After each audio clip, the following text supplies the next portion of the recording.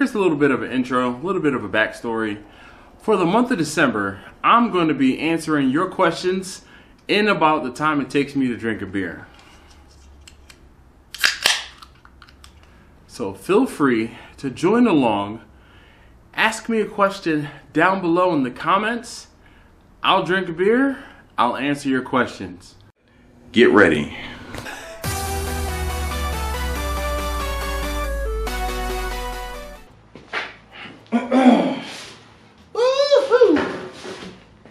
All right.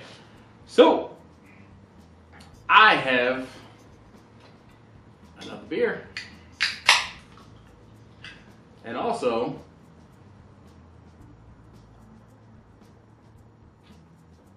cheers. I have a couple of other questions. I have a couple of questions I'm going to answer. So, Lewis at R Shack Barbecue, he says, and if you haven't already, check out his channel.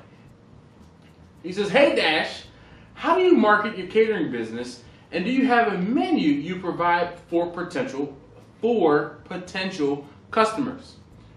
I market my barbecue from word of mouth. Word of mouth is the best way to market your business. Ask me how I know.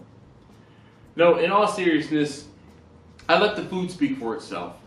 I have food at an event, and at that event, it will usually, hopefully, lead to follow-on business.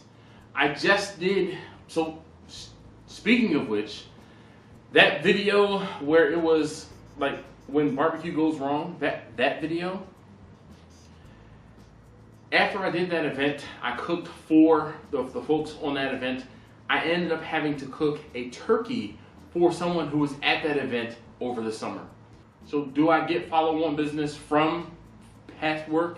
Yes. Do I get a lot of people who just find out about me organically? Yes. Do I wear a shirt that always has my company name on it almost every single day? Gosh, almost every single day and almost 24/7? Yes. People ask me about, oh, where's that place? All the time. And you know what I do? I give them business cards. If you've never seen or have not seen that video about business cards, do yourself a favor. Hey Lewis, sorry, I was just editing the video and I realized that you asked a two-part question. So you asked about providing a menu for customers when they are setting up or doing catered events. So I have a basic, I do chicken, pork, and beef menu that I provide, and then I also tell them, or I tell them that I have the ability to cook certain sides, and then we just talk about it. Honestly, I feel like it's better for me to talk to people as opposed to just pointing them to a website or pointing them somewhere where they can read a flat menu, because you gotta be flexible. All right? Hopefully that helps. Back to the regularly produced video. So hopefully that answers your question, Lewis. Is it Lewis or Louise? Correct. All right. Anyway, here's another question. It's from Operator. He says, "Only question I got is this. How the heck do you remain so chill in your videos? I mean, other than the beer." I'm just a cool cat, man. No, like, I'm pretty level-headed. And guess what? You know how you see a duck and it's just like gliding on the surface? While underneath the water, they're paddling like this? That's me. There have been times on video where I have wanted to, like, poop a brick, but I can't. Because guess what? It's on video. And I know that I have to put on a brave face, keep it together, get it done, get it out the door, and then get the video done. But at the same time, I want to let you know that everything is not all sunshine and rainbows. Man, yo, there have been times where I talked about embracing the suck. The suck comes in a lot of different forms. a lot of different forms. It could just be a matter of a fire not starting as fast as I need to. It could be a matter of me falling asleep and there's so many different things, and I'm not going to go into great detail, but I'm sure you can infer that it does suck sometimes, and I do get frustrated, and I do want to turn off the video and stop, but that's not real life. And real life is things suck. Things don't always go your way. They don't go as planned. So you know what I do? I have to roll with it. And I've learned over time, there's no point in panicking. There's no point in throwing a fit. There's no point in throwing your hands up and quitting. You just have to take a deep breath, regroup, close your eyes for a moment, chill, and get it done. There is no way around it. Get it done. You know what? Somebody has paid me for an event, and I cannot let them down. So I remain chill because I've already been paid. I mean, I'm laughing and I'm joking about it, but in all seriousness, I do not want to let someone else down. Can I be like, oh, I'm so sorry, X, Y, and Z happened, it was out of my control, your event is ruined? I would never want that to happen because I don't want to ruin my reputation. So my reputation, it precedes me. People know who I am, and people have had my food, and they're expecting a certain thing. So I want to live up to and exceed their expectations. With that being said, I try not to disappoint people. And trying not to disappoint people, I know that I can't be high strung. I have to be chill. Because if I start to panic, someone else will start to panic. And it's one of those things where it will convey and it'll show, and I don't know how else to put it other than you gotta stay chill, because if you don't, you're gonna mess up.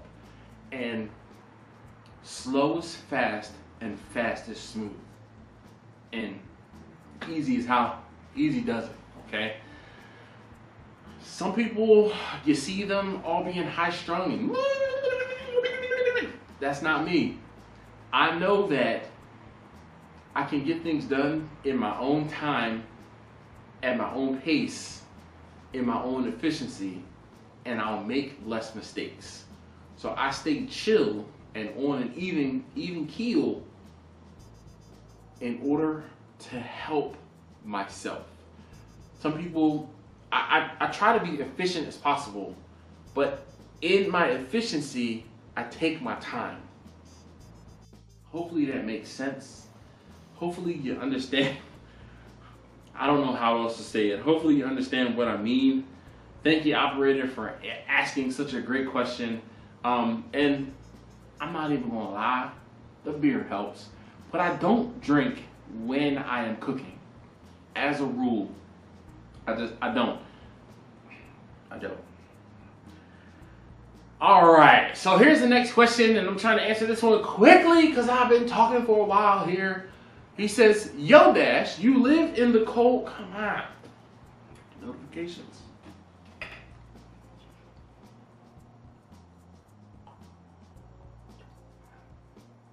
All right. Next question comes from Boom Tick Tick. They say, you live in the cold and wet atmosphere. How do you deal with precipitation that fall on your food? What measures do you take to prevent that from happening? So you might not know, you might be kind of new here. It's okay. Thank you for watching and subscribing and following along. Definitely appreciate you. I cook the majority of my food inside of my garages. I have garages. I have more garages than I know what to do with, basically. Whew. And I cook inside of the garages. or I'm cooking on the side of my house, which is a covered porch. The reason I do that is so that I don't have to worry about the weather. I don't have to worry about precipitation. I don't have to worry about rain. There have been times when it has been raining. There have been times when it has been snowing. But for the most part, I am protected from precipitation. One of the things that I can tell you is if you're worried about precipitation, you need to get some sort of canopy. Something that you can put up over top of you, an umbrella to cover your smokers, your cookers, whatever the case may be. You gotta get the rain up off of your cookers. Now, the only problem or issue I have is if it's raining and I have to take food from my garages into the house.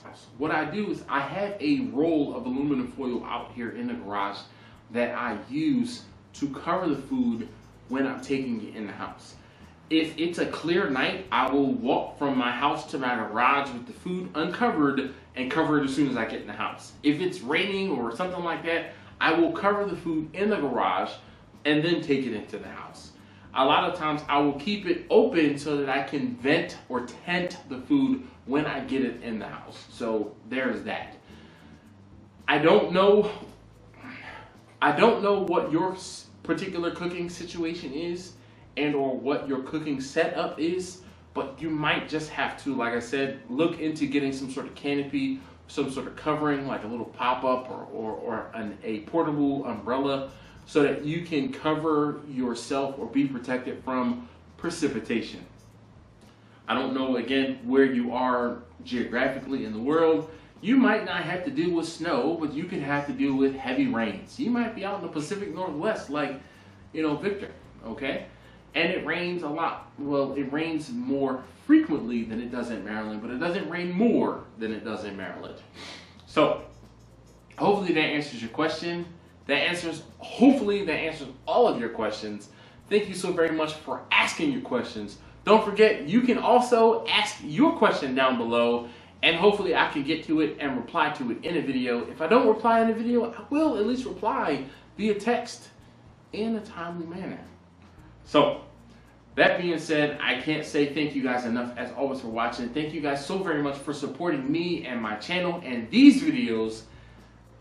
The videos in the past, the videos in the future, and like I said, these videos, I really do appreciate it, and I appreciate you.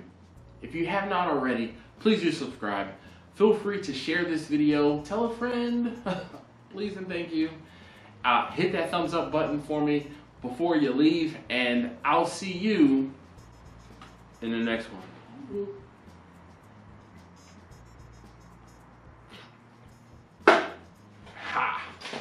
More butter, baby.